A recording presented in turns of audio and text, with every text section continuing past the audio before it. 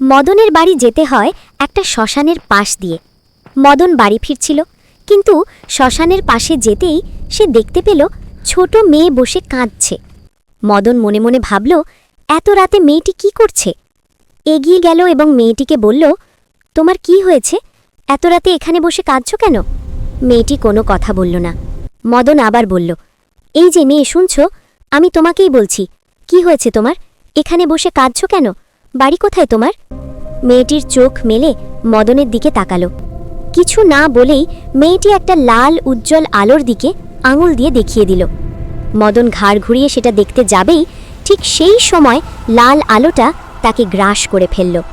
চোখ খুললেই মদন দেখল সে একটা চৌকির ওপর শুয়ে আছে, আর তার পাশে তার পরিবারের স্বজন। মদন বলল, আমি তো শ্মশানে ছিলাম, এখানে আসলাম কি করে? বিলকিস বলল, তুমি অজ্ঞান হয়ে শ্মশানে পড়েছিলে, তারপরে আমরা তুলে এনেছি এখানে। মদন ভাবল, মেয়েটি কি আমাকে কিছু বলতে চেয়েছিল? বন্ধুরা, মেয়েটি মদনকে কি বলতে চেয়েছিল যদি জানতে চাও, তাহলে চ্যানেলটাকে সাবস্ক্রাইব করে লাইক দিয়ে আমাদের সাথেই থাকো।